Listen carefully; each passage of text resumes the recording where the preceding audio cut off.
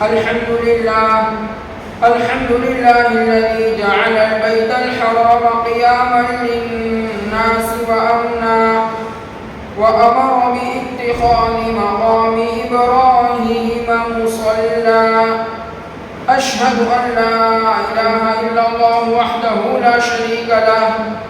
ونشهد أن سيدنا وشفيعنا ونبينا وحبيبنا ومولانا محمدا عبده ورسوله أما بعد فأعوذ بالله من الشيطان الرجيم بسم الله الرحمن الرحيم قال الله تبارك وتعالى في الجزء الرابع من القرآن إن أول بيت وضع للناس للذي ببكة مباركا وهدى للعالمين صدق الله العلي العظيم اللهم صل على محمد وعلى آل محمد في أول كلامنا اللهم صل على محمد وعلى آل محمد في أوسط كلامنا اللهم صل على محمد وعلى آل محمد في آخر كلامنا. برادران اسلام، قبل اس کے کہ میں اپنی بات شروع کروں، تمام حضرات سے مؤدبانہ گزارش ہے کہ محبت کے ساتھ اور عقیدت کے ساتھ میرے اور آپ کے آقا تاجدار مدینہ احمد مجتبی محمد مصطفیٰ صلی اللہ علیہ وسلم پر سب مل کر نماز والا درود شریف درود ابراہیم محبت اور عقیدت کے ساتھ پڑھیں. آئیے میرے ساتھ پڑھیے. اللهم صل على محمد وعلى آل محمد كما صليت على إبراهيم وعلى آل إبراهيم إنك حميد مجيد. اللهم بارك على محمد وعلى آل محمد كما باركت على إبراهيم وعلى آل إبراهيم إنك حميد مجيد. برادران اسلام، خطبہ مسنونہ میں جس آیت کریمہ کی تلاوت کا شرف مجھ ناچیز کو حاصل ہوا ہے، یہ عاجز اولاً اس آیت پاک کا ترجمہ اور اس سے متعلق کچھ تفصیلی باتیں آپ حضرات کے سامنے پیش کرنے کی سعادت حاصل کرنا چاہتا ہوں. آیت کریمہ کا ترجمہ ہے کہ بلا شبہ سب سے پہلا وہ گھر جو لوگوں کے لیے بنایا گیا، البتہ وہ مکہ میں ہے، بابرکت ہے، برکت والا ہے، اور تمام دنیا جہاں والوں کے لیے ہدایت کا ذریعہ ہے. غیر منقسم ہندوستان کے مفتی اعظم مفتی شفیع صاحب نور اللہ مرقدہ اپنی مایۂ ناز تفسیر معارف القرآن میں اس آیت کریمہ کے تحت تحریر فرماتے ہیں کہ اس آیت کریمہ میں اللہ تبارک و تعالیٰ نے دنیا کے تمام مکانات کے مقابلے میں، بلکہ حضرت نے ایک درجہ آگے بڑھ کر لکھا کہ دنیا کی تمام مساجد کے مقابلے، چاہے وہ ہندوستان میں ہو، چاہے وہ انڈونیشیا میں ہو، چاہے وہ بنگلہ دیش میں ہو، یا پھر وہ مسجد نبوی ہی کیوں نہ ہو، دنیا کی تمام مساجد کے مقابلے میں اللہ تبارک و تعالیٰ نے اس آیت کریمہ کے ذریعے سے بیت اللہ کی افضلیت کو بیان فرمایا. تفسیر نصفی میں پارہ نمبر 10 اور رکوع پارہ نمبر 10 سورہ توبہ کی آیت نمبر 18، انما یعمر مساجد اللہ من آمن باللہ والیوم الآخر، کے تحت لکھا ہے کہ دنیا کے تمام مکانات کے مقابلے میں، دنیا کی تمام مساجد کے مقابلے میں مسجد حرام افضل ہے، اور دنیا کی تمام مساجد کا قبلہ وہ خانہ کعبہ ہے۔ بہرحال میں عرض کر رہا تھا معارف القرآن کے حوالے سے کہ مفتی شفیع صاحب نور اللہ مرقدہ سقا اللہ من فیوزہ وبرکاتہ وعلومہ، آپ نے بیت اللہ کی افضلیت کی چند وجوہات بیان فرمائی۔ وجوہات تو بہت ساری ہیں، لیکن حضرت نے چند وجوہات بیان فرمائی ہیں،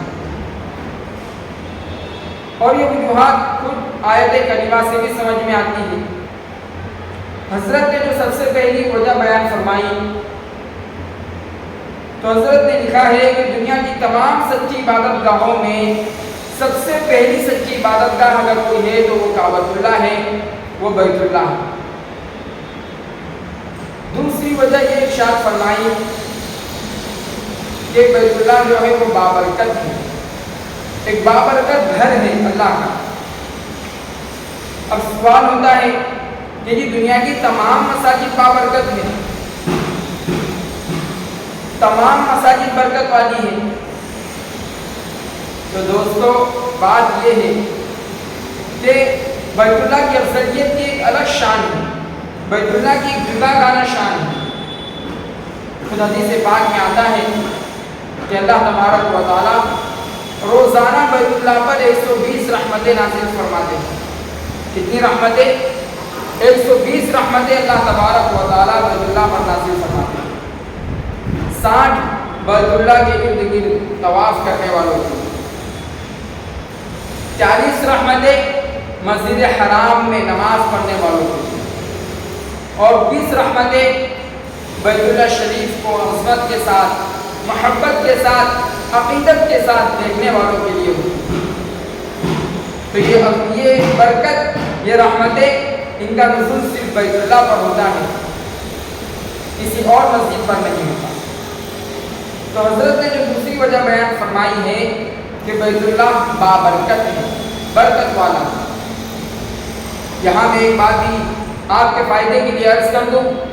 کہ کتابوں میں لکھا ہے کہ سب سے پہلی نگاہ جب بیت اللہ پر پڑے اس وقت جو بھی دعا مانگی جاتی ہے اللہ تبارک و تعالیٰ اس کی دعا کو قبول فرما لیتے ہیں۔ لہٰذا جو حضرات اس سال یعنی 2023 میں حج کے لیے جائیں تو بیت اللہ پر جب پہلی مرتبہ نگاہ پڑے تو دنیا اور آخرت کی آپ بھلائی مانگ لیجیے، اللہ تبارک و تعالیٰ آپ کو اپنے خزانے جیل سے عطا فرما دیں گے، آپ کی دعا کو اللہ تبارک و تعالیٰ قبول فرما لیں گے۔ بہرحال حضرت نے تیسری وجہ یہ بیان فرمائی کہ کعبۃ اللہ جو ہے یہ تمام جہاں والوں کے لیے ہدایت کا سامان۔ یہ 3 وجوہات حضرت نے بیان فرمائی اور آیت کریمہ سے بھی سمجھ میں آتی ہے۔ معزز سامعین، بیت اللہ سے، کعبۃ اللہ سے، خانہ کعبہ سے ایک مومن کا ایمانی رشتہ بھی ہوتا ہے اور روحانی رشتہ بھی ہوتا ہے۔ اور کیوں نہ ہو کہ ایک شخص بالغ ہونے سے لے کر موت تک، بلکہ کہہ لیا جائے بلوغت سے بھی چند سال پہلے تک، وہ نماز پڑھنے کے لیے جب کھڑا ہوتا ہے تو وہ نیت کرتا ہے، وہ زبان سے کہتا ہے منہ میرا خانہ کعبہ کی طرف، منہ میرا کعبہ شریف کی طرف، منہ میرا بیت اللہ کی طرف۔ یہ نیت کرتے کرتے، یہ الفاظ بولتے بولتے اس کے دل کے اندر کعبۃ اللہ کی اتنی محبت سما جاتی ہے، اس کا دل کعبۃ اللہ کی محبت سے اس قدر لبریز ہو جاتا ہے کہ اس کے پاس چاہے پہننے کے لیے کپڑے نہ ہو، کھانے کے لیے اچھا قسمہ الگ الگ طرح کا کھانا نہ ہو، متنوع طرح کا اس کے پاس کھانا نہ ہو، اس کے پاس پیسے نہ ہو، اس کے پاس دولت نہ ہو، وہ فقیری کی زندگی گزار رہا ہو، وہ جھوپڑے میں رہنے والا ہو، لیکن میرے دوستو اس کے دل کے اندر کعبۃ اللہ کی اس قدر محبت سما جاتی ہے کہ وہ اللہ تبارک و تعالیٰ سے دعا کرتا ہے کہ اللہ اپنا گھر دیکھنے کے لیے بلا لے، اے اللہ مجھے حج کی سعادت نصیب فرما دے۔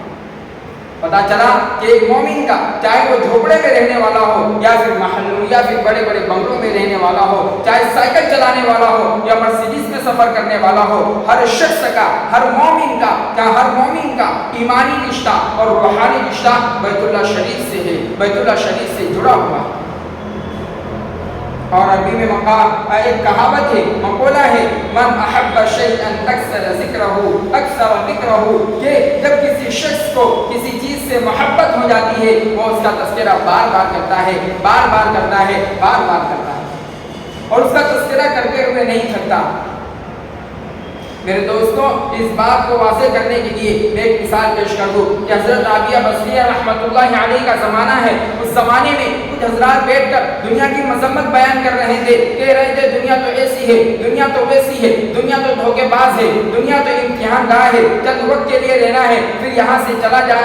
چلے جانا ہے، یہ تو بے وفا ہے، یہ تو فانی ہے، یہ تو ختم ہونے والی ہے، اس کا کوئی بھروسہ نہیں، کب ہمارا ساتھ چھوڑ دے۔ اس طرح کی مذمت، اس طرح سے وہ اپنی مجلس میں بیٹھ کر مذمتی الفاظ استعمال کر رہے تھے۔ حضرت رابعہ بصریہ کا گزر وہاں سے ہوتا ہے۔ حضرت رابعہ بصریہ فرماتی ہے کہ وہ دنیا سے محبت کرنے والوں، اپنی زبانوں کو خاموش کر لو، تم دنیا کا تذکرہ کر کے تمہارے دل میں جو دنیا کی محبت چھپی ہوئی ہے اس کا اظہار کر رہے ہو۔ اور دلیل میں پیش کیا کہ اگر تم کو دنیا سے محبت نہ ہوتی، اگر دنیا سے تمہیں لگاؤ اور تعلق نہ ہوتا تو تم دنیا کا ہرگز تذکرہ نہ کرتے، لیکن اس کا تذکرہ کرنا اس بات کی دلیل ہے کہ تمہیں اس سے محبت ہے۔ پھر فرمایا، کیا تم نے کبھی سنا ہے کہ کسی شخص نے پاخانہ کی اور برائی بیان کی ہو کہ وہ گندا ہوتا ہے، اس سے بو آتی ہے، اور اس طرح کے مذمتی الفاظ کیا پاخانہ کے متعلق سنے ہیں؟ تم نے نہیں سنے نا؟ کیوں؟ کیونکہ ہر شخص نفرت کرتا ہے، اور نفرت اس درجے کرتا ہے کہ اس کا تذکرہ بھی کرنا پسند نہیں کرتا، اور تم دنیا کی مذمت بیان کر کے، دنیا کی مذمت بیان کرنے کے ذریعے سے دنیا کا تذکرہ بار بار کر رہے ہو۔ یہ بار بار کا تذکرہ تمہارے دل کے اندر جو دنیا کی محبت چھپی ہوئی ہے اس کی طرف مشیر ہے، اشارہ کرنے والا ہے، اس کی یہ علامت بن رہا ہے۔ بہرحال عربی کا مقولہ ہے، من احب شیئا اکثر ذکرہ، کہ جس شخص کو کسی چیز سے محبت ہوتی ہے وہ اس کا تذکرہ بار بار کرتا ہے۔ میرے عزیزوں، ہم بیت اللہ، کعبۃ اللہ سنتے رہتے ہیں، اس کی عظمت، اس کی محبت عقیدت کی حد تک میرے اور آپ کے دل میں ہے، لیکن میرے دوستوں، آج میں آپ حضرات کے سامنے بیت اللہ شریف کی تاریخ بیان کرنا چاہتا ہوں، اس کی تعمیر کی تاریخ بیان کرنا چاہتا ہوں کہ کعبۃ اللہ کو کس نے اور کب تعمیر فرمایا۔ قبل اس کے کہ میں تاریخ بیان کروں، اولاً میں بخاری شریف کی روایت حضرات کے سامنے پیش کرنا چاہتا ہوں۔ بخاری شریف میں ہے، اللہ کے رسول صلی اللہ علیہ وسلم نے ارشاد فرمایا کہ اللہ تھا اور اس سے پہلے کچھ نہ تھا۔ اللہ تعالیٰ نے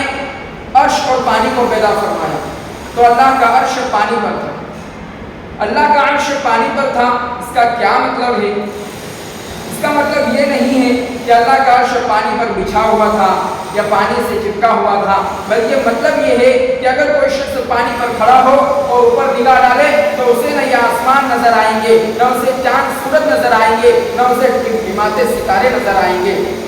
بلکہ اسے براہ راست ڈائریکٹ اللہ کا عرش نظر آتا۔ اور اگر کوئی شخص عرش سے نیچے نگاہ ڈالتا تو اسے پانی نظر آتا۔ کہنے کا مطلب کہ درمیان میں کوئی چیز حائل نہیں تھی، کوئی آڑ نہیں تھی، بلکہ صرف پانی تھا اور عرش اپنی جگہ پر تھا۔ پھر اللہ تبارک و تعالیٰ نے آسمان اور زمین کو پیدا فرمایا اور لوح محفوظ میں ہر چیز کو لکھ دیا۔ یہ بخاری شریف کی روایت ہے۔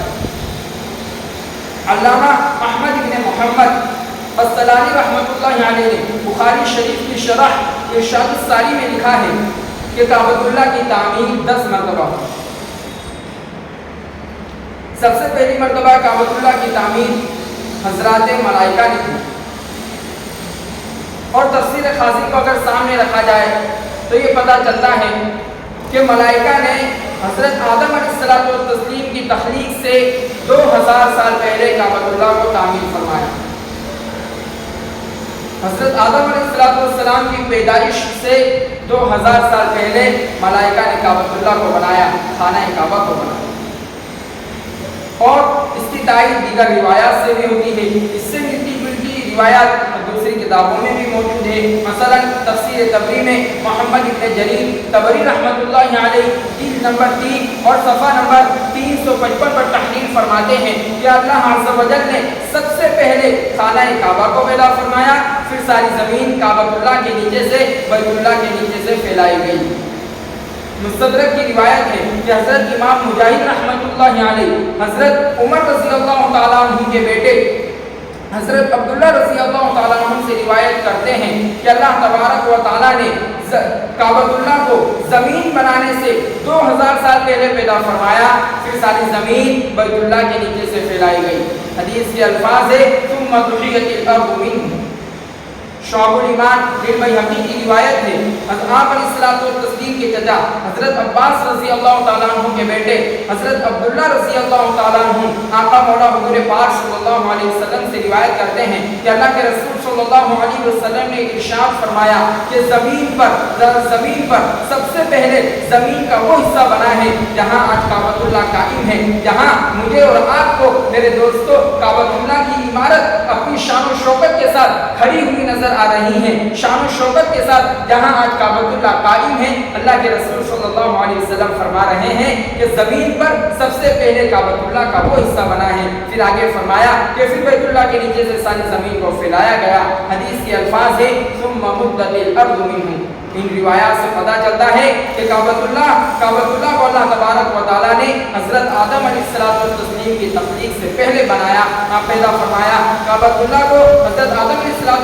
کو بنانے سے پہلے اللہ تبارک و تعالیٰ نے کعبۃ اللہ کو بنایا۔ یہاں میں ایک بات بھی عرض کر دوں کہ آج ہم کعبۃ اللہ کا اگر نقشہ دیکھیں تو ہمیں نظر آئے گا کہ کعبۃ اللہ دنیا کے بالکل بیچوں بیچ ہے میرے دوستوں۔ اور ایک روایت مجھے یاد آ رہی ہے کہ مرآت کی روایت ہے، اس میں لکھا ہے کہ جب پانی اللہ تبارک و تعالیٰ نے پیدا فرما دیا، جیسا کہ میں نے بخاری شریف کی روایت پیش کی، جب پانی پیدا فرما دیا ایک زمانے تک پانی سکون کے ساتھ رہا، پھر اس کے اندر حرکت پیدا ہوئی جس کی وجہ سے جھاگ بنی اور جھاگ جمع ہو کر جہاں آج کعبۃ اللہ ہے وہاں آ گئی اور وہ جھاگ ایک زمانے تک رہی۔ اس کے بعد اللہ تبارک و تعالیٰ نے وہیں سے کعبۃ اللہ کو وہیں سے زمین کو پھیلایا اور اس جگہ پر کعبۃ اللہ کو بنا دیا۔ اس جگہ پر جہاں آج کعبۃ اللہ نظر آ رہا ہے وہاں سے یہ پوری دنیا کی زمین پھیلی ہے میرے دوستوں۔ روایات سے یہ پتہ چلتا ہے، کتابوں سے یہ پتہ چلتا ہے۔ بہرحال تو سب سے پہلی تعمیر کعبۃ اللہ کی ملائکہ نے کی، فرشتوں نے کی، اللہ تبارک و تعالیٰ کی ایک نورانی مخلوق فرشتوں نے کی۔ دوسری مرتبہ تعمیر حضرت آدم علیہ السلام نے فرمائی۔ امام بیہقی رحمۃ اللہ علیہ نے شعب الایمان اپنی مایہ ناز کتاب دلائل النبوہ میں ایک روایت کو ذکر کیا ہے کہ حضرت عمرو ابن عاص رضی اللہ تعالیٰ عنہ کے بیٹے حضرت عبداللہ رضی اللہ تعالیٰ عنہ روایت کرتے ہیں کہ اللہ کے رسول صلی اللہ علیہ وسلم نے ارشاد فرمایا کہ اللہ تبارک و تعالیٰ نے حضرت جبرائیل علیہ السلام کو تعمیر کعبہ کا حکم دے کر حضرت آدم علیہ السلام کے پاس بھیجا، یعنی جبرائیل علیہ السلام کو کہا کہ جبرائیل جاؤ اور آدم سے کہو کہ وہ میرا گھر بیت اللہ کی تعمیر کرے، بیت اللہ کو بنائے۔ حضرت جبرائیل علیہ السلام اللہ تبارک و تعالیٰ کا یہ حکم لے کر حضرت آدم علیہ السلام کے پاس تشریف لائے اور اللہ تبارک و تعالیٰ کا حکم سنایا۔ حضرت آدم علیہ السلام نے اللہ تبارک و تعالیٰ کے حکم کے سامنے سر تسلیم خم کر دیا اور اللہ تبارک و تعالیٰ کے حکم پر عمل کرتے ہوئے کعبۃ اللہ کی تعمیر فرمائی۔ جب کعبۃ اللہ کی تعمیر مکمل ہوئی تو اللہ تبارک و تعالیٰ نے فرمایا کہ کعبۃ اللہ کا طواف کرو۔ جب حضرت آدم علیہ السلام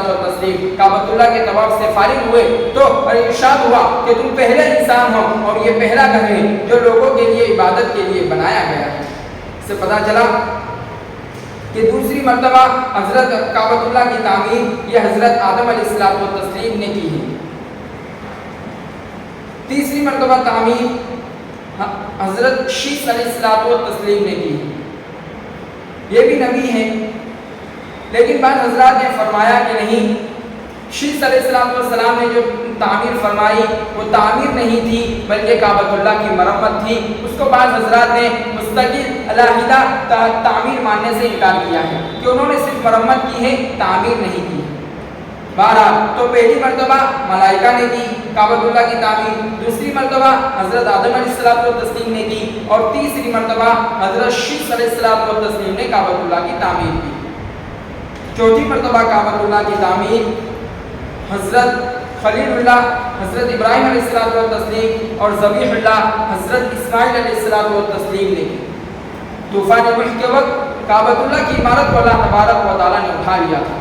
صرف اس کی بنیادیں اونچے ٹیلے کے معنی اونچے ٹیلے کی شکل میں باقی رہ گئی۔ جب حضرت خلیل اللہ ابراہیم علیہ الصلوۃ والتسلیم کو اور ذبیح اللہ حضرت اسماعیل علیہ الصلوۃ والتسلیم کو کعبۃ اللہ کی تعمیر کا حکم ہوا تو ان حضرات نے کعبۃ اللہ کی جو پرانی بنیادیں تھی وہ اسی کے اوپر کعبۃ اللہ کی دیواریں بلند کرنا شروع کر دی، کعبۃ اللہ کی دیواریں کھڑی کرنا شروع کر دی۔ تو بنیادیں تو پہلے سے موجود تھی، ان حضرات نے انہی بنیادوں پر دیواروں کی تعمیر شروع کر دی۔ اور یہی بات پہلے پارے کے 15ویں رکوع کی غالباً تیسری آیت سے سمجھ میں آتی ہے، تیسری یا چوتھی آیت سے، کہ اللہ تبارک و تعالیٰ نے قرآن مجید میں ارشاد فرمایا وَإِذْ يَرْفَعُ إِبْرَاهِيمُ الْقَوَاعِدَ مِنَ الْبَيْتِ وَإِسْمَاعِيلُ، اور وہ وقت قابل ذکر ہے جب ابراہیم علیہ الصلوۃ والتسلیم اور اسماعیل علیہ الصلوۃ والتسلیم کعبۃ اللہ کی دیواروں کو بلند کر رہے تھے۔ پتہ چلا کہ کعبۃ اللہ کی دیواروں کو بلند کر رہے سے اس کی بنیادوں پر قواعد کا معنی بنیادیں ہیں دوستو، تو بنیادوں کے اوپر کعبۃ اللہ کی دیواریں تعمیر کر رہے تھے۔ تو بنیاد تو پہلے سے موجود تھی، یہ آیتیں قرآن مجید سے بھی ثابت ہوتا ہے۔ اور میرے دوستو، اللہ تبارک و تعالیٰ نے ہمارے اور آپ کے لیے اللہ تبارک و تعالیٰ نے حضرت ابراہیم علیہ الصلوۃ والتسلیم اور حضرت اسماعیل علیہ الصلوۃ والتسلیم کی دعاؤں کو بھی ذکر فرمایا ہے، کیونکہ کتاب اللہ جو ہے، قرآن شریف جو ہے، یہ ہمارے اور آپ کے لیے ہدایت ہے، یہ ہمارے اور آپ کے لیے زندگی گزارنے کا طریقہ ہے۔ تو میرے دوستو، اللہ تبارک و تعالیٰ نے ان کی دعاؤں کو بھی ذکر فرمایا۔ دونوں دعا کیا کر رہے تھے؟ دونوں دعا کر رہے تھے ربنا، اے ہمارے پروردگار، تقبل منا، ہماری طرف سے اس کام کو قبول فرما۔ میرے دوستو، اندازہ لگائیں کہ کون کام کر رہا ہے؟ دو نبی ہیں میرے دوستو، دو نبی کعبۃ اللہ کی تعمیر فرما رہے ہیں، لیکن وہ بے نیاز نہیں ہیں، وہ اللہ تبارک و تعالیٰ کے سامنے دعا کر رہے ہیں کہ اللہ یقیناً ہم بہت بڑا کام کر رہے ہیں، لیکن ہم آپ سے قبولیت کی دعا کر رہے ہیں۔ میرے دوستو، ایک ندی کے اندر اخلاص کتنا کھوٹ کھوٹ کر بھرا ہوتا ہے، کتنا اخلاص کھوٹ کھوٹ کر بھرا ہوتا ہے، اور نبی تو اخلاص کا پتلا ہوتا ہے۔ بلکہ میں تو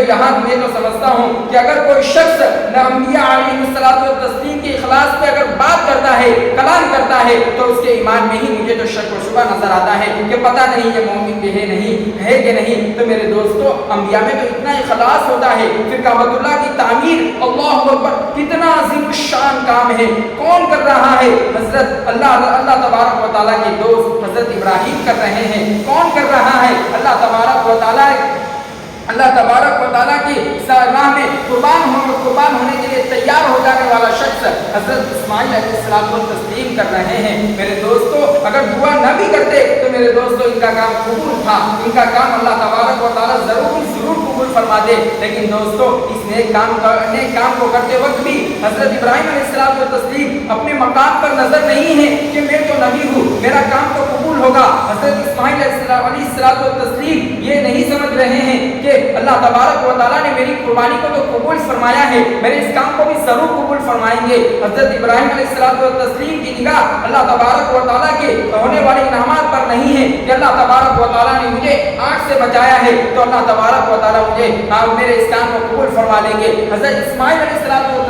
یہ نہیں سوچ رہے ہیں کہ ارے میری مقبولیت کا کیا کہنا کہ میرے اوپر تو تیز چھری بھی نہیں چلی تھی، اللہ تبارک و تعالیٰ میرے اس کام کو قبول فرما لیں گے۔ نہیں میرے دوستو، ہرگز ان کی نگاہ نہ اپنے مقام پر جاتی ہے نہ اللہ تبارک و تعالیٰ کے ہونے والے انعامات پر جاتی ہے۔ میرے دوستو، وہ اپنے آپ کو ایک سراپا بندہ سمجھ کے اللہ تبارک و تعالیٰ سے دعا کرتے ہیں ربنا تقبل منا، کہ اللہ اتنا عظیم الشان کام کر رہے ہیں، اس کام کو قبول فرما لینا۔ میرے دوستو، اس میں میرے اور آپ کے لیے سبق کیا ہے؟ میرے اور آپ کے لیے سبق یہ ہے کہ اگر ہم کسی بھی نیک کام کے اندر لگے ہوئے ہو، چاہے ہم کسی مسجد کے امام ہوں، چاہے ہم کسی مدرسے میں پڑھا رہے ہوں، چاہے ہم دعوت و تبلیغ سے جڑے ہوئے ہو، یا پھر ہم خدمت خلق کی لائن سے کام کر رہے ہوں، بیواؤں کی کفالت کر رہے ہیں، بیواؤں کی کفالت کر رہے ہوں، یتیموں کے سر پہ دست شفقت پھیر رہے ہوں، یا پھر مساجد پہ مساجد بنائے جا رہے ہوں، مکاتب پر مکاتب قائم کرتے جا رہے ہوں، قرآن مجید کو تقسیم کر رہے ہوں،